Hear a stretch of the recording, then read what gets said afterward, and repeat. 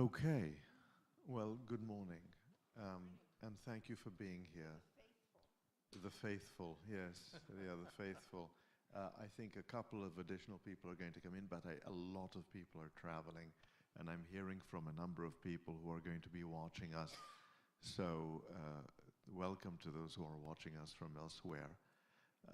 It's wonderful to see you here on this wintry morning in the middle of March, almost the Ides of March.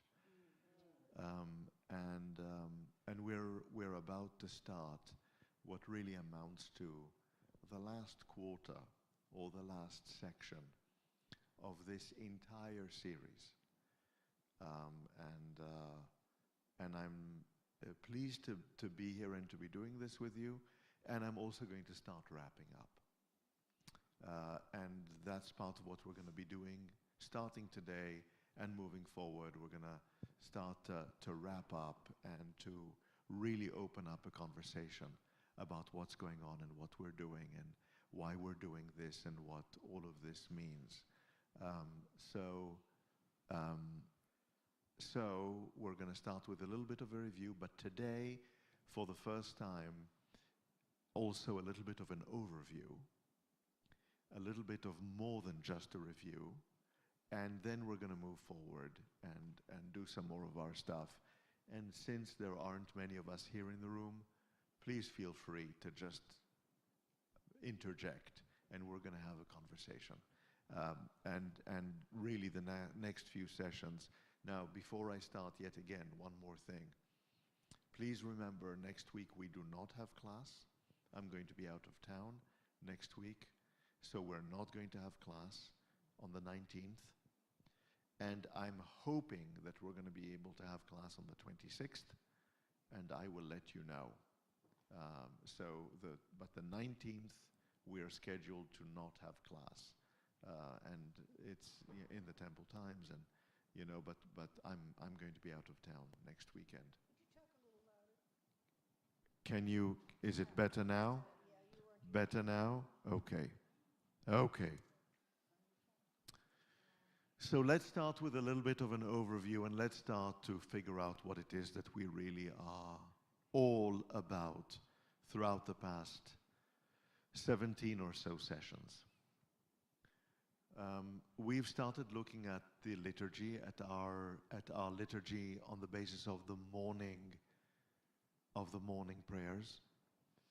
And in that context, we are now in a position to start thinking about the arc of prayer, about what prayer looks like as a whole. What are the main themes of prayer? How do we engage in prayer? You remember we started out asking 8 questions with regard to prayer at the very beginning. Now we're going to be able to start looking at these questions moving forward. But I want to start by identifying that question of the arc. What is the arc of prayer? Why are things ordered the way they are ordered? What is the experience of prayer from beginning through middle to end? And today we're going to go to the end of prayer. We're going to start with a piece of liturgy that represents the end of our service. What is this? How do we make sense of this? Remember, we started with the daily miracles, the morning blessings. We continued with the Baruch Hu and the Shema and the Kedusha and the Kaddish, not exactly in this order, but this is the order of the way these things are in the prayer service. They're mentioned and they're shown in the prayer service. What do we make of this as a sequence? How do we understand this as an arc, as a system that functions for us in the context of prayer? Why is it that we start in this particular way? Why is it that the Baruch Hu really is the beginning of the prayer, whereas the morning blessings, you remember, were supposed to be individual and personal, right? And eventually make their way into the synagogue and into the temple. And then, from the Baruch Hu straight into the readings of the Shema and eventually the Shema. And the next major element of the prayer is the Amidah, the preparation for the Amidah and the Amidah. ending with the Oseh Shalom, which we looked at, right?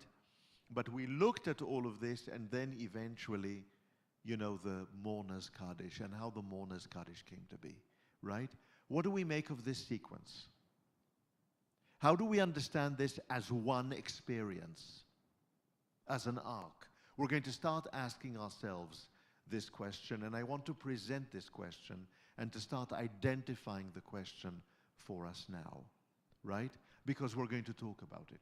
We're going to try to figure out how this functions, how this works. Yes? Okay? So we're going to do a little bit of that work moving forward, and I want to present to you this work right now. And I want to suggest that nothing here is accidental. This didn't just happen. This has been thought through, redacted, organized, discussed, right? And all of these things are significant. All of these things are important. So we're going to talk about these issues that relate to the arc of the prayer service, the direction of the prayer service. Why is it that we pray as we pray? And what is this order? And I want to just give a few hints as we move forward. Remember that we start out with these very personal prayers that have to do with every moment of our awakeness, of our moving into wakefulness in the morning. The notion of opening our eyes and getting up and recognizing that we are awake. The ability to get up and to stand up. The ability to engage with our daily work in terms of the daily miracles and the morning prayers. But right in the context of the daily miracles are not only issues that have to do with who we are as human beings and our ability to function as human beings, but also our being Israel, our being Jewish, which leads to the end of the morning blessings section in the bracha, in the blessing over Torah, over the learning of Torah. And when is it that we can learn Torah? We can learn Torah after we have centered ourselves, after we've figured out who we are. And eventually the rabbis make this decision that this is such a powerful corpus, we have to bring it as a whole corpus, not just one blessing at a time, with regard to each activity at a time, for each person at a time. We have to say it as a congregation in the synagogue, at the temple.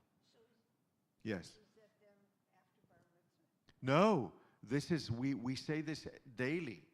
No, this is not, Helga, right after Bar Mitzvah. This is something that we say on an ongoing basis and that we teach the children from the very beginning, from the very start. The way we teach them the blessing over food, Birkat HaMazon, the way we teach them the Shema from the very beginning, right? Yes? Okay? So this is something that occurs. The Baruch Hu, as we saw, is the beginning of the prayer service.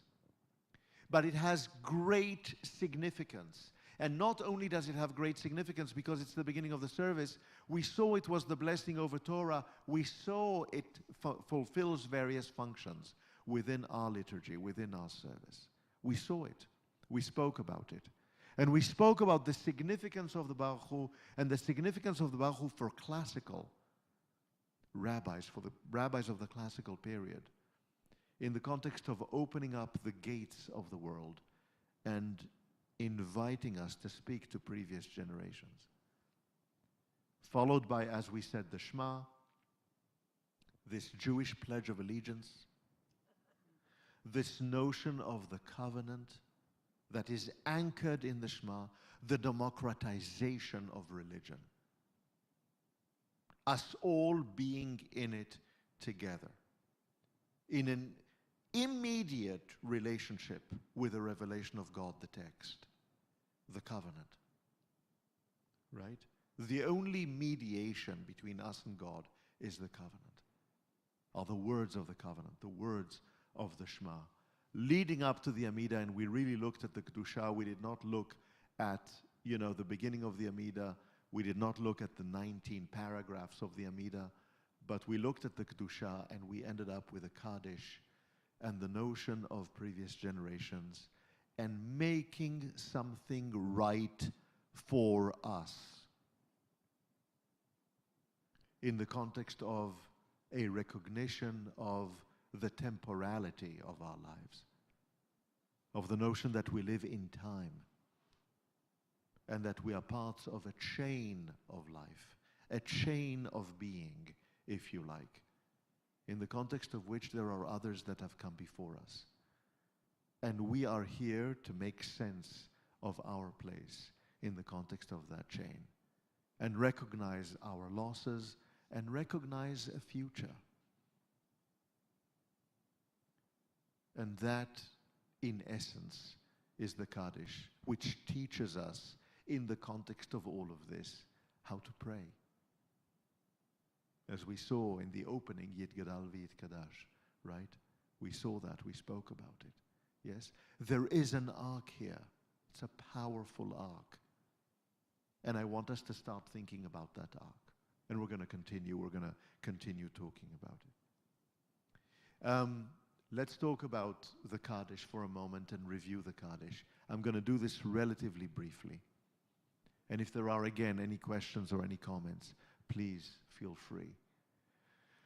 We saw the connection between the Kaddish and the Baruch Hu, right? The core of the Kaddish, Yehei Shmei Rabba Mevorach Leolam Olmel Maya, right? That phrase from which the whole of the Kaddish grew, right, is deeply connected to the Baruch Hu. And in a sense, takes the place of the Baruch Hu during the medieval period. We talked about it, remember? Yes? And we talked about the language of the Kaddish and the verbs of the Kaddish, the reflexive language of the Kaddish, right? We talked about the passive language of the Kaddish all the way to the very end.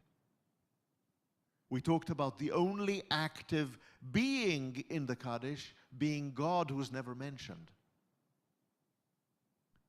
whose name is mentioned, whose attributes are mentioned, but who's never mentioned. God is never mentioned. God is not present in the Kaddish, right? And we spoke about all of that. We spoke about the opening of the Kaddish, Yit Gadal V'Yit Kadash Shmei Rabba, referring to a very old, perhaps Second Temple period prayer or blessing. And we spoke about this in the Lord's Prayer, right? Remember? We spoke about the parallels between this and the opening of the Lord's Prayer. Right? Again, referring back from the Gospel of Matthew and referring back to an older prayer, an Ur text, right? We spoke about this, and we spoke about this in the context of how it is that we pray. We spoke about how we engage in prayer. And we spoke about the significance of Oseh Shalom B'Momav, the last phrase of the Kaddish, and how it kind of transforms biblical words that have very different meaning into a statement that is a statement of faith. That the maker of peace on high will make peace for us and for all Israel. And we extend it to the world, right? In the notion of what all of this means, right?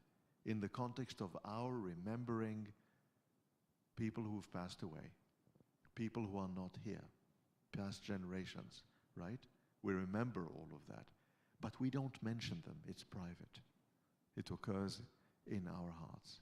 And what we now are thinking of is prayer, the notion of the praise of God, ongoing life, and eventually our faith in peace and wholeness moving forward. Yes, Margie.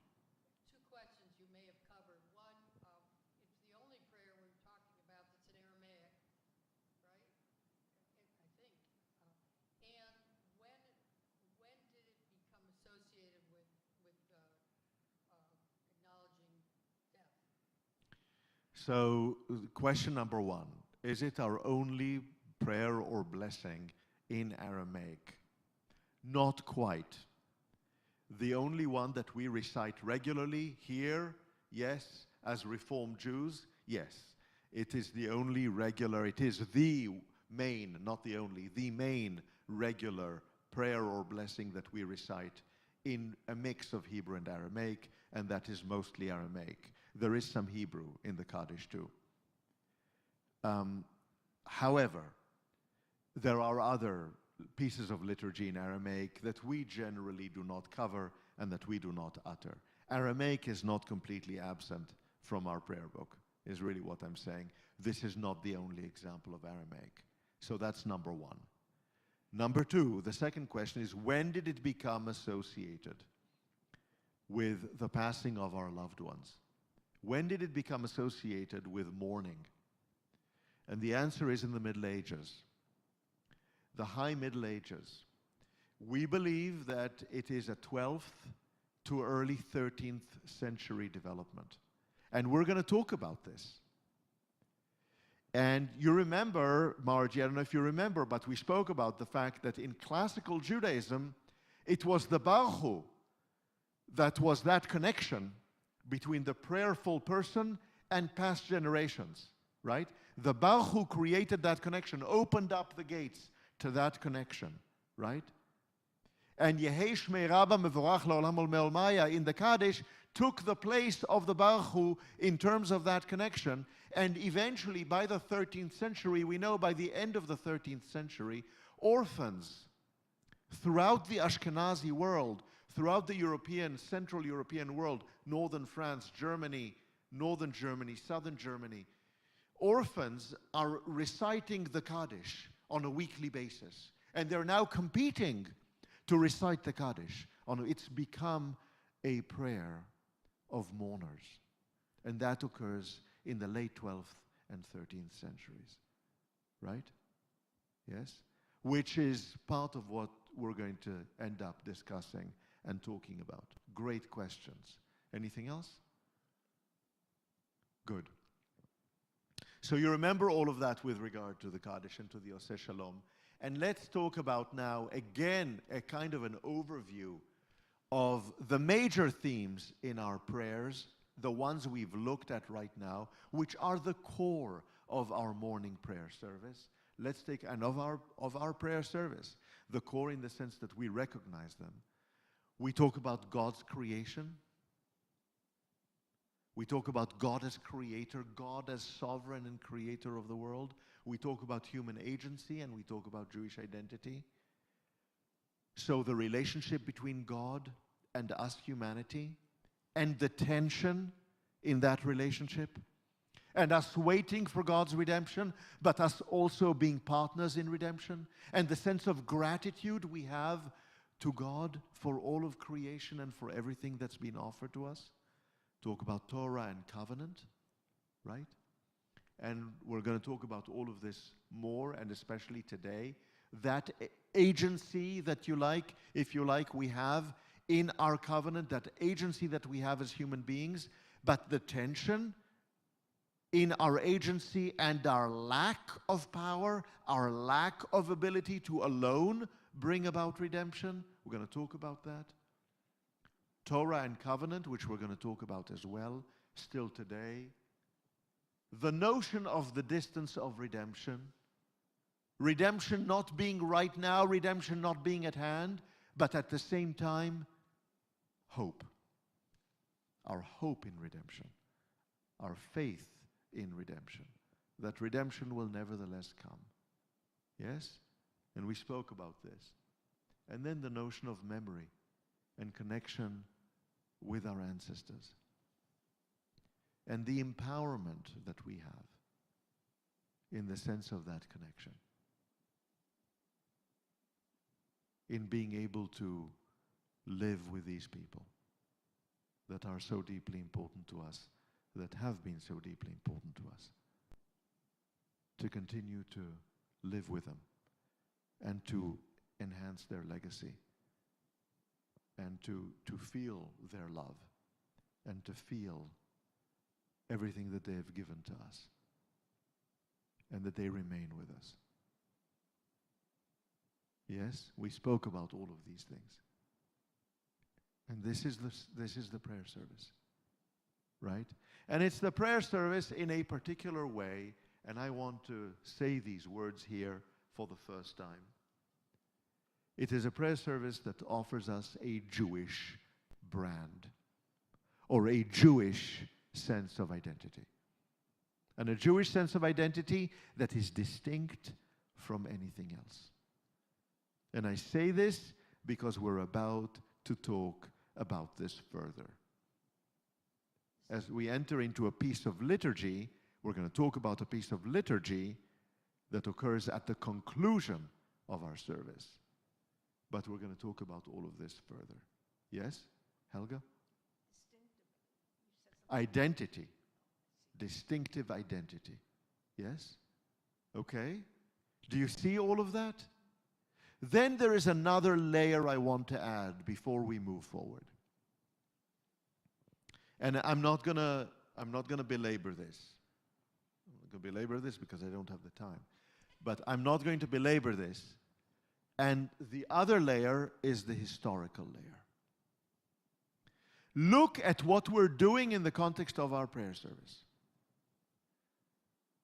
And start thinking about the whole thing, about it as a unit, as an experience.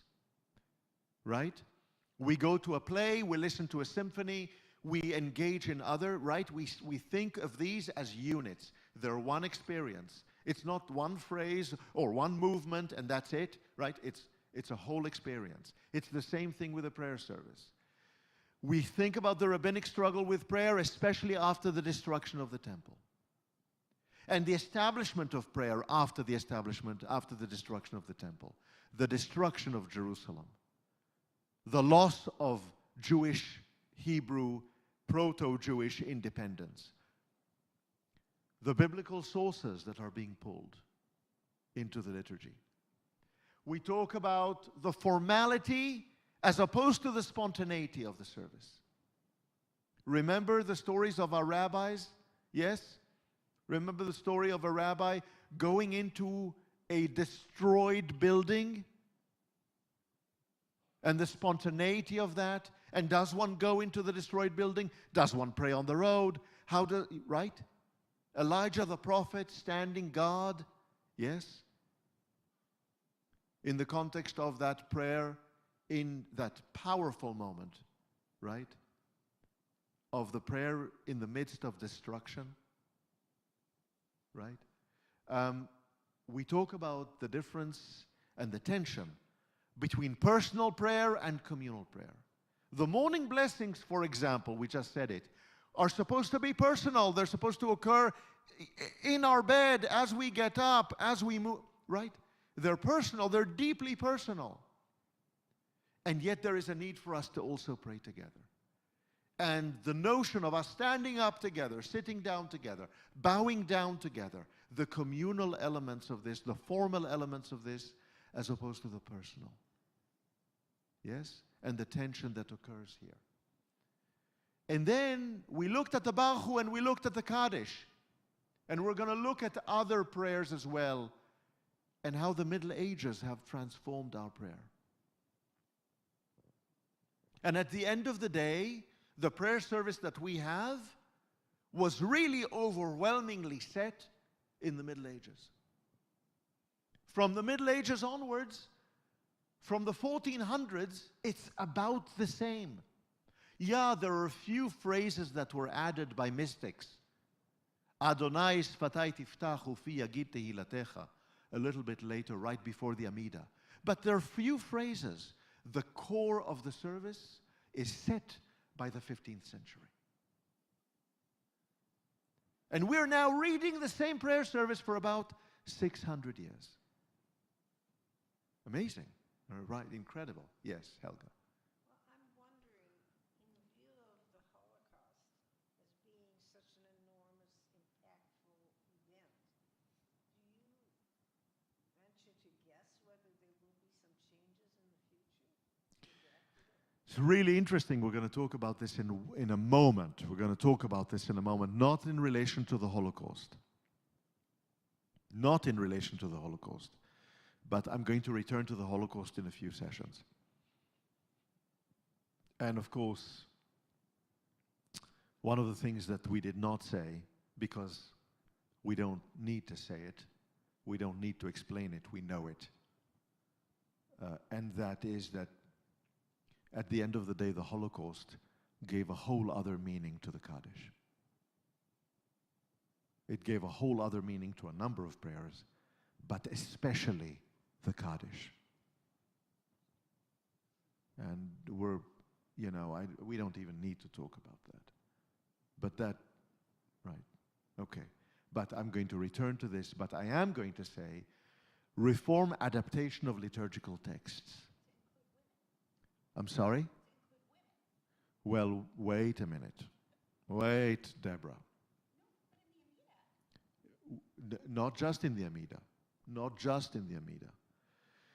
Reform Judaism started out reinventing Jewish liturgy.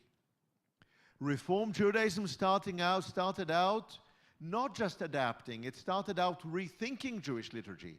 It started out as a relatively minor adaptation, moved into reinvention, and returned to adaptation, right? And only recently an adaptation that would include women, that would include our matriarchs, that would include the notion of women in a whole number of different ways, right? We're going to talk about some of this in a couple of sessions, right? But we have moved away from reinvention to adaptation, in the context of which the medieval service, the largely medieval service, using classical sources, but the medieval canonized service remains more or less intact within Reform Judaism. And we're going to talk about that and the tension that occurs here as well, and what the issues are that arise out of that. Yes? We're going to study it, we're going to think about this as we conclude these sessions. Yeah? Okay? So I've jumped for a moment, but I want you to understand that not only are we looking here at the medieval transformation of our prayer to the prayer that we recognize, and I want everybody to see that and to know that. Had you gone back in time 2,000 years and you'd gone into the temple, I don't know that you'd be able to follow the service.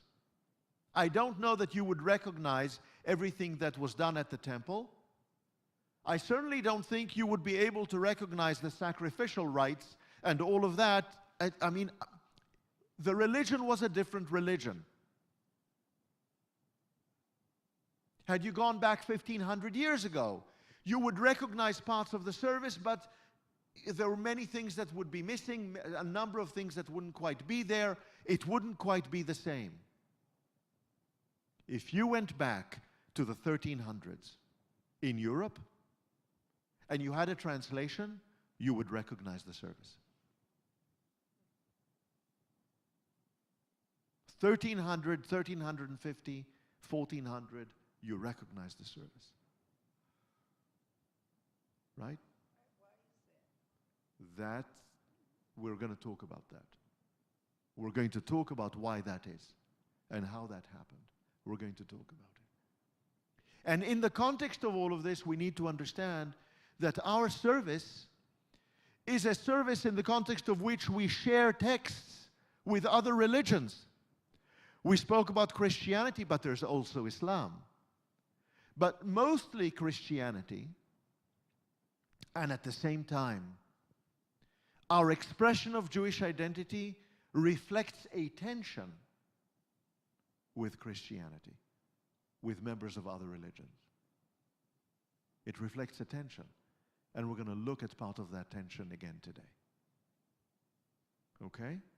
Yes? Margie.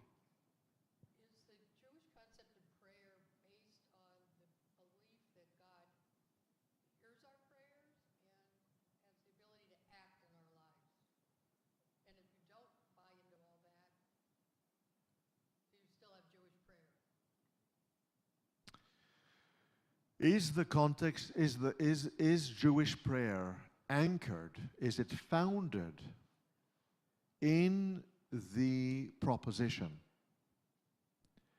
that God acts in our lives or can act in our lives, and that God is capable of hearing our prayer, and therefore, on the basis of our prayer, to respond to our prayer by acting in our lives? Is this the case? or not? And if this is not the case, what is the purpose or what is the point of Jewish prayer? Right? That's your question. Is that right? Did I understand it correctly?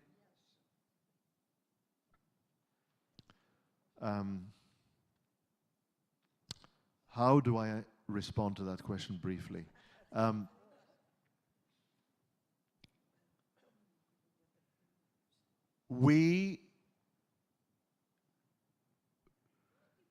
The Jewish theological, the theological approach that I think I would take in responding to that question is not as stark and as clear in the terms that I would use in comparison with yours, Margie.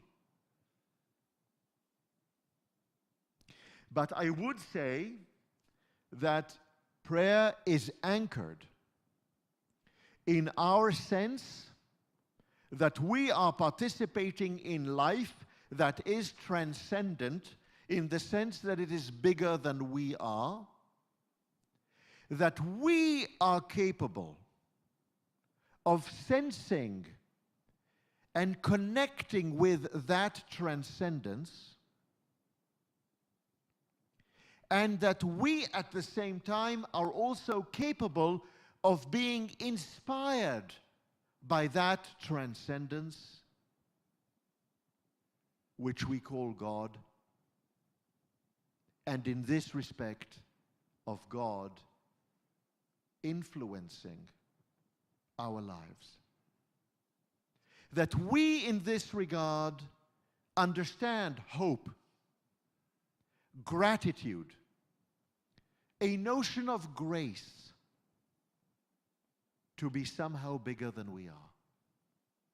The chain of life, the gifts that we received in the context of our lives, with regard to which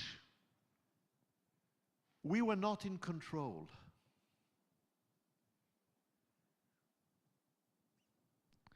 To be part of our lives and part of that which we can take stock of, recognize, give thanks for. And that we hope to be able to leave something behind. Is this helpful? Yes? Okay, yes. Jumping in the middle of history, the northern and the southern kingdom fought each other physically. They had wars. And yet, Jerusalem now is our focal point, and the state that got created after World War II calls itself in the name of the northern kingdom, Israel. So there is a historical, to use your word, arc, that is very different than the evolution that you're talking about. So the real question that you're asking is about the notion of Judah and Israel. Not only did Judah and Israel fight each other, you say correctly, but the Judahites fought among themselves within the kingdom of Judah, let alone they fought with Israel physically. Jerusalem is our focal point, and yet the modern state is called Israel, which is the name of the northern kingdom, whose capital was Samaria and not Jerusalem. And they had their own temple. And they had their own temple and they had their own thing going. It's all true. But Israel was the name of Jacob. And we are, in one way or another, we see ourselves as the descendants of Jacob. And we are all that's left. So yes, Israel is the name of the modern state, but we are all Israel. And we are all that's left. And you know, Helga just spoke about the Holocaust. We could have been many more. And we're all there is.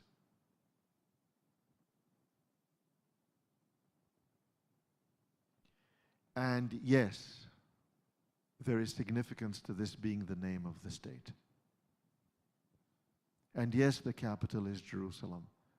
Returning back to a vision that was a vision of a united monarchy before they were split into two kingdoms. The monarchy of Saul and of King David and of King Solomon. Right? And Ezekiel thought they... And the vision of Ezekiel, some of which we looked at. So, let's move forward, if I may, in the short time that I have left. Let's move forward and let's talk about the very end of the service. If you have prayer books, page 282 is the Aleinu. Now, I want you to look at the Aleinu, and I'm going to offer you a translation of the traditional Aleinu. We know each other by now. I'm going to ask you to please bear with me. I know this is a painful text. I know it's a challenging text. I know it's a difficult text. If I do not mean to offend anyone or to upset anyone, I want you to know that what we're about to look at is a little bit difficult. But that is the text in our traditional Siddur, in our traditional prayer book to this very day.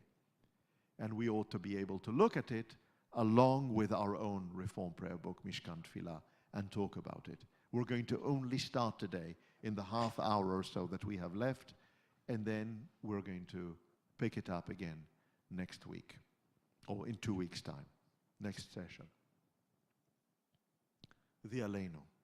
Aleinu לשבח לאדון הכל, לתת גדולה ליוצר בראשית, שלא עשנו כגויי ארצות, שלא שמענו כמשפחות האדמה. Right?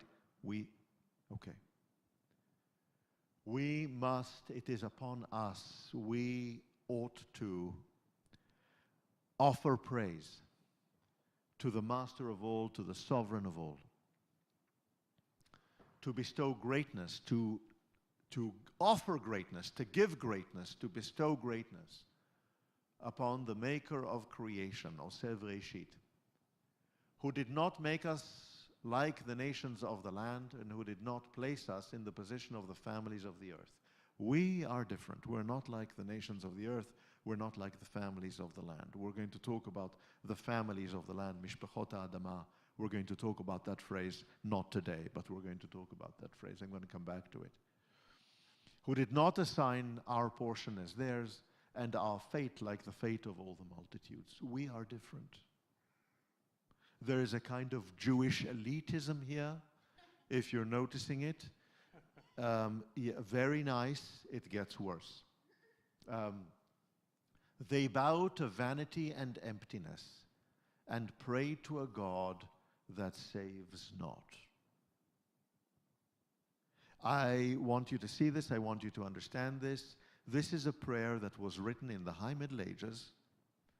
Like many other things, it's a development of the late 12th and 13th century. And it started out being a mystical prayer that was uttered in Ashkenaz, in northern Germany, and the very, very west of France. And it occurs in the context of the aftermath of the Crusades and the killing and the persecution of Jews, which is becoming incredible, almost unbearably oppressive. And we today know, scholars have believed that this was speaking about idolatry and not about Islam and Christianity. We today, scholars are coming to the recognition and the realization that the reference here is to Christianity. and to Christianity in the sense that the Jews are looking out at Christians and thinking about them, praying to saints, praying to Mary, the mother of their God, praying to the Christ, praying to icons, praying with symbols, praying with statues, praying with, right? And the notion of what are we are looking to something else, right? And our fate must be different, and look at us being persecuted. Look at our lives, right? And thinking in incredulity about the saints and the stories of the saints, and how can this be? And how can this be the power that dominates the world? How can this be? How can this be? I'm not justifying it. I'm not suggesting that we should adopt this language. I am trying to explain it without justifying it. I'm trying to describe it. And I'm trying to describe it in neutral terms and in its historical, cultural context. We, on the other hand, bow before the sovereign of all sovereigns, the holy blessed one, who spreads out the heavens and creates the foundations of the earth, right? Hu noteh shamayim v'yosed haaretz, moshav yikaro b'shamayim mimal, right? Spreads out the heavens, creates the foundations of the earth. The seat of God's precious abode is in the heavens above. Divine presence of his power in the highest heights. This is our God. There is no other. There is none other but our God. This is it. There is one divinity. It's not, the saints and the mother and no. There is a one divinity, right? This is what they're saying here. Yes? And of course, Christians would respond, right? If we had, but I'm explaining what is happening here in the prayer. Our God is true, and there are none beside our God, right? We, in other words, in spite of everything, this is what we hold on to. In spite of everything. In spite of the killing. In spite of the persecution. In spite of communities, entire communities being decimated. I mean decimated. In spite of now 2-3 generations of anti-Semitism, of anti-Judaism, lethal anti-Judaism, the likes of which the Jewish community had not seen in Europe in 1,000 years.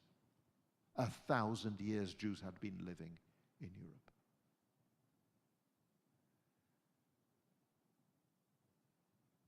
Right? I mean, we need to be able to speak about this in context. And then, okay, we're going to do this. As it is written, you shall know today and you shall take it to heart that it is the sovereign Adonai who is the one God, Adonai Hu Elohim, right? In the heavens above and upon the earth below, there is none other. This is a citation of God, right? We hold on to this. This is what we hold on to. So this is a quote. This is a citation. And what is it a citation of? What is it a quote of? It's a citation of Deuteronomy chapter 4. My bar mitzvah portion. Deuteronomy chapter 4, which is one of the most significant, one of three, really, moments wherein the whole of Jewish theology, the whole of the Jewish view of the world is outlined for us. In the magic of the Deuteronomist's hand. I wish I could grasp more of it when I was 13 years old, though I chanted it. And your son too. and my son, my father and I, and my firstborn son. The same Torah portion. And the same of Torah, chapter 40. There must be something there in chapter 40 of the book of Isaiah, the Haftorah. I want you to see what is happening in these verses leading up to the quote. I want you to understand what is happening here because we're going to talk about this in a moment. I call heaven and earth this day, Moses says, to witness that you shall soon perish from the land that you're crossing the Jordan to possess. You haven't yet crossed the land to possess. I'm telling you, it won't last long. You will perish on that land. God is already saying this is going to happen. We know the Deuteronomist wrote this already in exile. There's no way they would have written this had they not experienced exile. This is a recognition of exile. This is a recognition of disaster, right? You shall not long endure, right? God will scatter you among the peoples. Only a scant few of you, remember, Israel, only a few of you will remain. We are the remnants. Only a few of you will remain. There is going to be very little left, right? Is that hold true for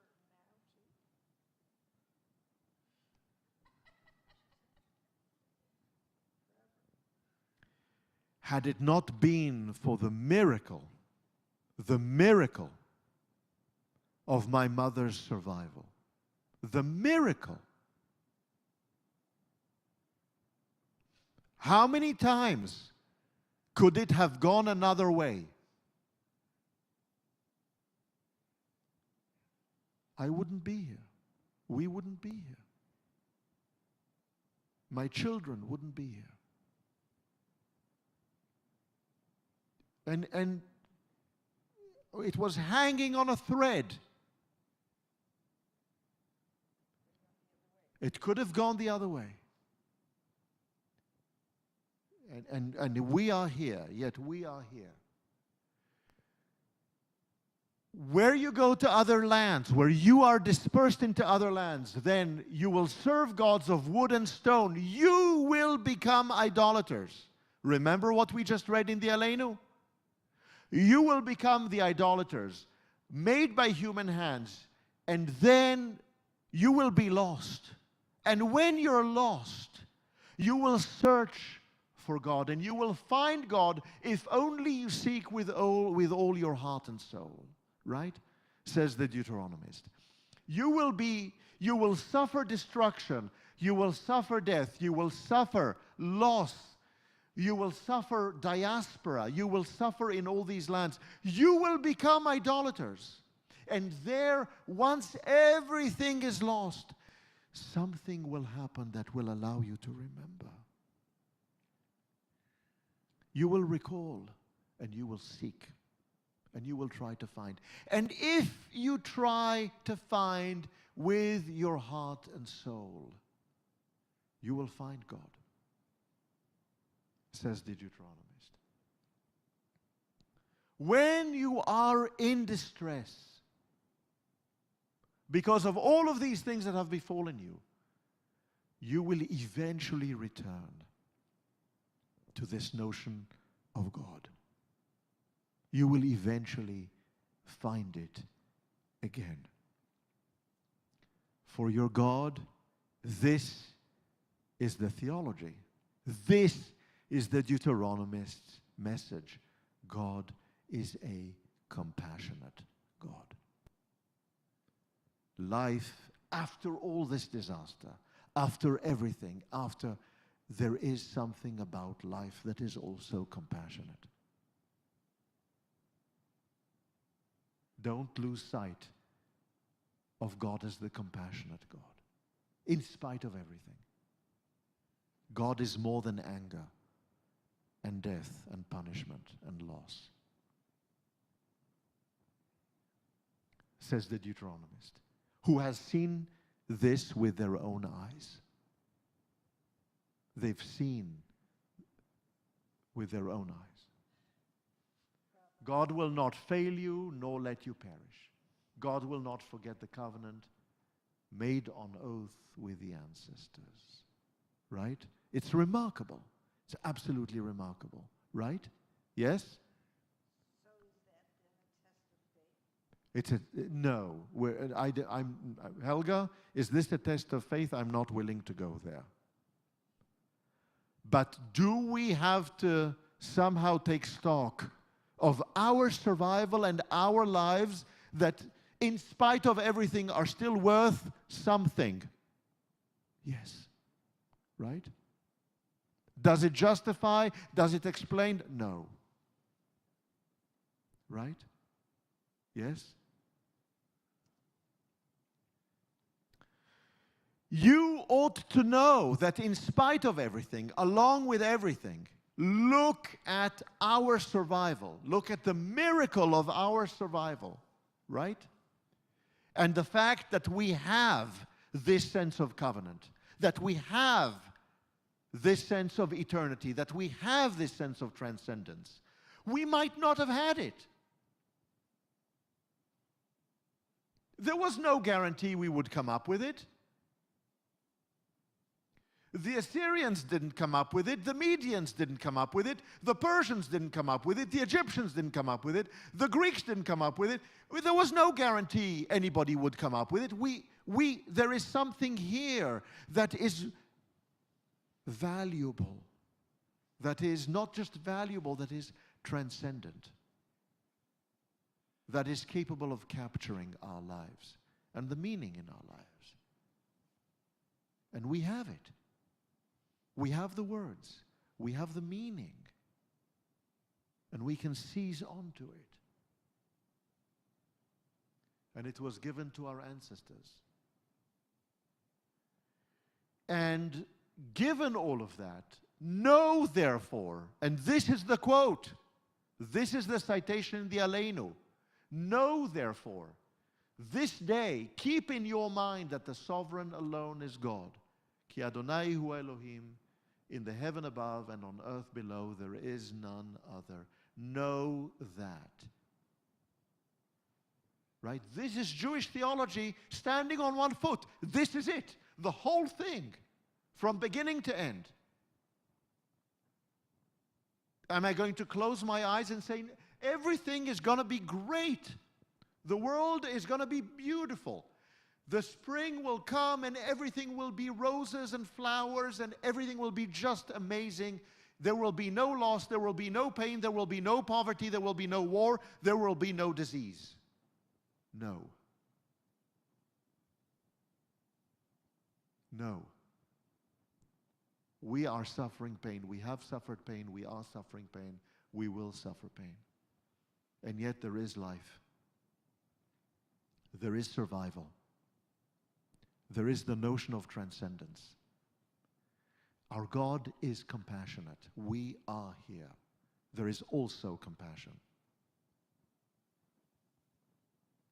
And there is something for us to hang on to. And there is hope for redemption. And who is this about? Who is this about?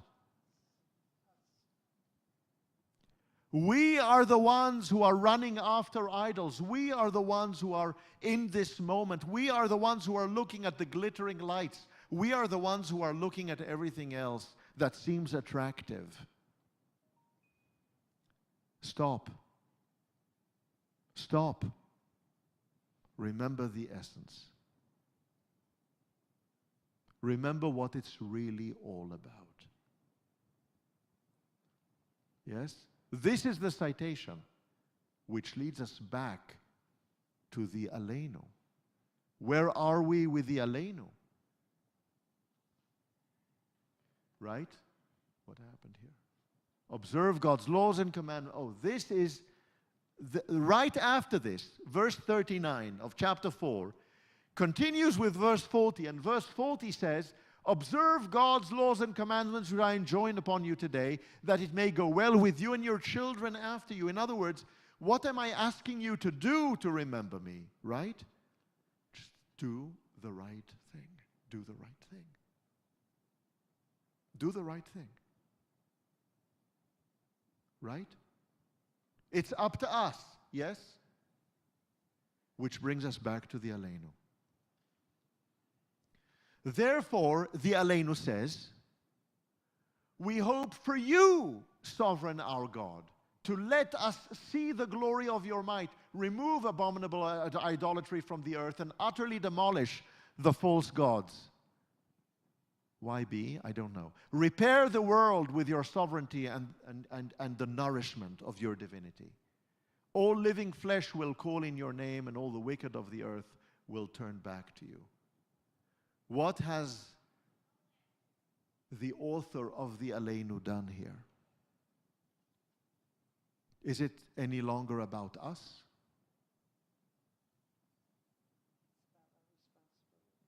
Is it about our responsibility? Who is this about? God. God, we're doing everything we can. We are barely surviving. We have been persecuted. We have suffered things that are unspeakable. Where are you? Show us where you are. God, we need you to come to us now. Let us see. You remember the Kaddish? Right? Remember what we spoke about with the Kaddish? Where are you, God? Where are you?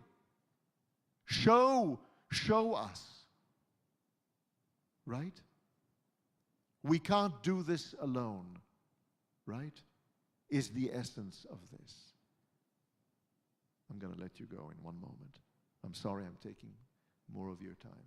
Right? Okay. Oh, let's go back. Okay. What do we have here? Right? We have here a demonstration of the author.